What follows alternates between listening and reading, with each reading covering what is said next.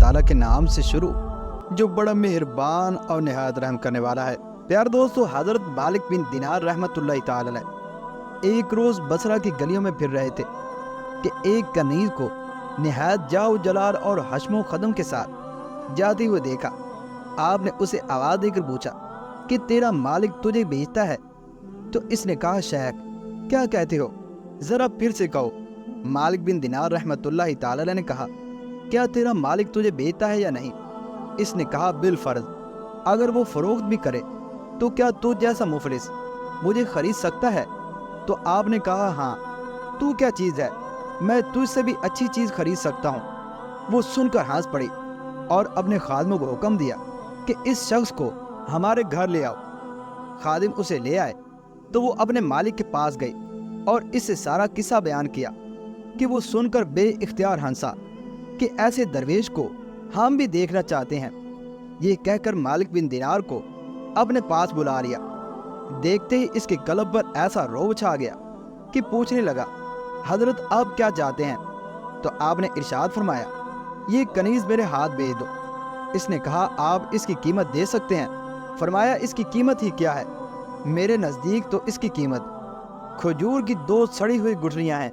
ये सुनकर सब हंस पड़े और पूछने लगे कि ये कीमत आपने क्यों तजवीज़ फरमाई?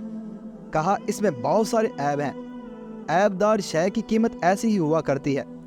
जब इसने ऐबों की तफसीर पूछी तो शेख बोले, सुनो, जब ये इतर नहीं लगाते तो इससे बू आने लगती है, और जो मुंह साफ ना करे तो मुंह गंदा हो जाता है और उससे भी बू आने लगती है, और जो कंघी ना करे और तेल ना लगाए तो जुएं पड़ जाती हैं और बाल परागंदा और गुबार आलूद हो जाते हैं। जब इसकी उम्र ज़्यादा होगी तो बूढ़ी होकर किसी काम की ना रहेगी। हैज उसे आता है, पेशाब पखाना ये करती है, तरह तरह की निजासतों से ये आलूदा है, हर किस्म की कदूरतें और रंजो गम उसे पेश आते रहते हैं। ये तो ज़ाहिरी ऐब हैं। अब बात नहीं सुनो, खुद गर्ज इतनी है कि तुमसे अगर मोहब्बत है तो गर्ज के साथ है, ये वफा करने वाली नहीं, और इसकी दोस्ती भी सच्ची दोस्ती नहीं। तुम्हारे बाद तुम्हारे जानशीन से ऐसे मिल जाएगी जैसे कि अब तुमसे मिली हुई है, इसलिए इसका एतबार नहीं।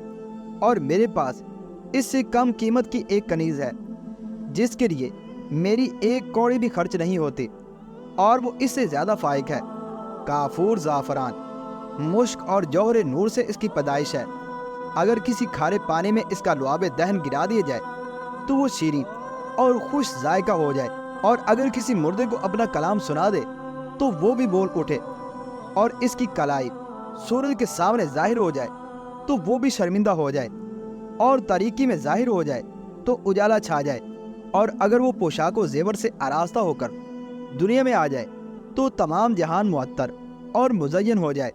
और ज़ाफ़रान के बागों और याकूत मरजान की शाखों में इसने परवरिश पाई है, और तरह तरह के आराम में रही है, और तस्लीम के पानी से उसको ग़िज़ा दी गई है।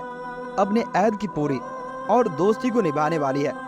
अब तुम बताओ, इनमें से कौन सी खरीदने के लायक है? तो उस वक्त उस बादशाह ने कहा कि जिसकी आपने हम्द व सना की है, यही खरीदने और तलब करने की मुस्तहिक है। शेख ने फरमाया, इसकी कीमत ہر شخص کے پاس موجود ہے۔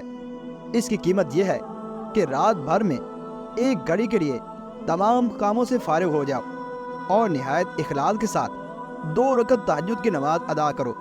اور اس کی قیمت یہ ہے کہ جب تمہارے سامنے کھانا چنا جائے تو اس وقت کسی بھوکے کو خالص اللہ تبارک و تعالیٰ کی رضا کے لیے دے دیا کرو۔ اور اس کی قیمت یہ ہے کہ اگر راہ کے اندر کوئی نجاست یا اینٹ کا ڈھیلا پڑا ہو تو اسے اٹھا کر راستے سے پرے پھینک دو۔ اور اس کی قیمت یہ ہے کہ اپنی عمر کو تنگ دستی اور فقر و فاقہ اور بقدر ضرورت سامان پر اکتفا کرنے میں گزار دو، اور اس مکار دنیا سے اپنی فکر کو بالکل الگ کر دو اور حرص سے برکنار ہو کر کنات کی دولت کو اپنا لو۔ پھر اس کا ثمر یہ ہوگا کہ کل تم بالکل چین سے ہو جاؤ گے اور جنت میں جو آرام اور راحت کا مخزن ہے اس کے اندر عیش اڑاؤ گے۔ اس شخص نے یہ سن کر کہا، اے کنیز، سنتی ہے شیخ کیا فرماتے ہیں، کیا یہ سچ ہے یا جھوٹ؟ تو کنیز نے کہا یہ سچ کہتے ہیں۔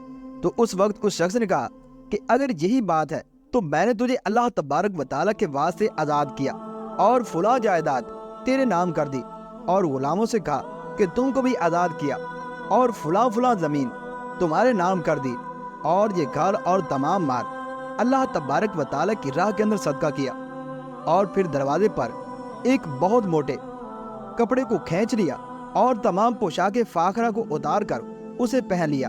اس کنیز نے یہ حال دیکھ کر کہا کہ تمہارے بعد میرا کون ہے؟ اس نے بھی اپنا لباس پھینک دیا اور ایک موٹا کپڑا پہن لیا، اور وہ بھی اس کے ساتھ ہو گئے۔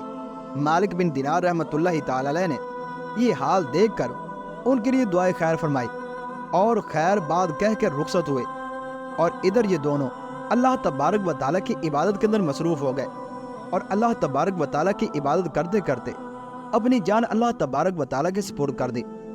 پیار دوستو، اس خوبصورت حکایت سے یہ پتہ چلتا ہے کہ اللہ تبارک و تعالیٰ کی کچھ حوریں ایسی ہیں جو اللہ تبارک و تعالیٰ خاص عبادت کے نور کے ذریعے سے پیدا فرماتا ہے۔ پیار دوستو، جس طرح اس حکایت سے یہ پتہ چلا کہ دنیا کی ظاہری فراوانی دیکھ کر اس پر ہرگز فریفتہ نہیں ہونا چاہیے، وہیں اس حکایت سے ہمیں یہ بھی سبق ملا کہ دنیا کے اندر جو خالص اللہ تبارک و تعالیٰ کی عبادت کرتا ہے تو اللہ تبارک و تعالیٰ اس عبادت کے نور کے ذریعے سے اس کے لیے جنت کے اندر حوروں کو پیدا کرتا ہے۔ لہذا کتنے ہی خوش نصیب ہیں وہ لوگ کہ جنہیں اللہ تبارک و تعالیٰ اس شب برات کو اپنی عبادت کرنے کی توفیق دے گا، اور وہ ساری رات اللہ تبارک و تعالیٰ کی عبادت کے اندر گزاریں گے اور دن کو روزہ رکھیں گے۔ تو اللہ تبارک و تعالیٰ اس عبادت کے ذریعے سے کس قدر حسین و جمیل حور کو پیدا کرے گا۔ چنانچہ جو خوش نصیب اس رات کو عبادت کریں گے اور دن کو اللہ تبارک و تعالیٰ کی رضا کی خاطر روزہ رکھیں گے، تو ایسے لوگوں کے بارے میں حضور اکرم صلی اللہ تعالیٰ علیہ وسلم نے ارشاد فرمایا کہ جو شخص اچھے طریقے سے ہر روزے کو رکھے گا تو اللہ تبارک و تعالیٰ ان روزوں کے انعام پر اس کو 100 حوریں عطا کرے گا۔ پیار دوستو، اس شب برات کے اندر اللہ تبارک و تعالیٰ سے اپنے تمام گناہوں سے معافی مانگ لیں اور اللہ تبارک و تعالیٰ کی خاطر اپنے اوپر عبادت و ریاضت کو لازم کر لیں۔ انشاءاللہ اللہ تبارک و تعالیٰ آپ کو دنیا کے اندر ہی حور سے ملاقات کروا دے گا، اور یہ اللہ تبارک و تعالیٰ کی رحمت سے کچھ بعید نہیں۔ چنانچہ شیخ عبد الواحد بن زید رحمۃ اللہ تعالی علیہ فرماتے ہیں کہ ایک دفعہ میری پنڈلی میں بہت زیادہ درد ہو گیا، اس کی وجہ سے نماز میں بڑی تکلیف میں پڑتا تھا۔ ایک رات جو نماز کے لیے اٹھا تو اس میں سخت درد ہوا اور بمشکل نماز پوری کر کے چادر سرہانے رکھ کر سو گیا۔ خواب میں کیا دیکھتا ہوں کہ ایک حسین و جمیل حور جو سراپا حسن کی پتری تھی، چند خوبصورت بنی ٹھنی لڑکیوں کے ہمراہ ناز و انداز کے ساتھ میرے پاس آ کر بیٹھ گئی۔ دوسری لڑکیاں جو اس کے ہمراہ تھیں اس کے پیچھے بیٹھ گئیں۔ ان میں سے ایک سے اس نے کہا کہ اس شخص کو اٹھاؤ، مگر دیکھنا کہ بیدار نہ ہونے پائے۔ وہ سب کی سب میری طرف متوجہ ہوئیں اور سب نے مل کر مجھے اٹھایا۔ یہ سب کیفیت خواب کے اندر میں دیکھ رہا تھا۔ پھر اس نے اپنے خاص کنیزوں سے کہا کہ اس کے لیے نرم نرم بچھونے بچھاؤ اور اپنے اپنے موقع سے تکیوں کو رکھ دو۔ انہوں نے فوراً 7 بچھونے اوپر نیچے بچھا دیے کہ میں نے عمر بھر کبھی ایسے بچھونے نہ دیکھے تھے۔ پھر اس پر نہایت خوبصورت سبز رنگ کے تکیے نصب کیے، پھر حکم کیا کہ اسے اس فرش پر لٹا دو، مگر یہ دیکھو کہ یہ جاگ نہ پائے۔ مجھے انہوں نے اس بچھونے پر لٹا دیا اور میں انہیں دیکھتا تھا اور سب کی باتیں بھی سن رہا تھا۔ پھر اس نے حکم دیا کہ اس کے چاروں طرف پھولوں پھلواری رکھ دو۔ انہوں نے سنتے ہی طرح طرح کے پھول رکھ دیے۔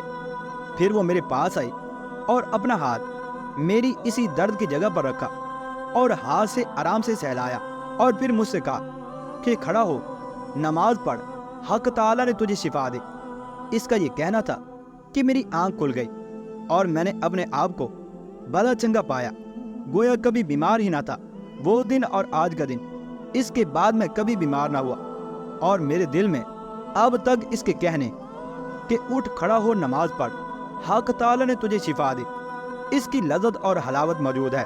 بے شک جو اللہ تبارک و تعالیٰ کے لیے اپنے اوپر عبادت و ریاضت کو لازم کر لیتا ہے تو اللہ تبارک و تعالیٰ جنت اور اس کی حوروں کو اس بندے پر ظاہر فرما دیتا ہے۔ اللہ تبارک و تعالیٰ سے دعا ہے کہ اللہ تبارک و تعالیٰ ہمیں خالص نیت کے ساتھ اس شب برات کے اندر عبادت کرنے کی توفیق عطا فرمائے۔ آمین یا رب العالمین۔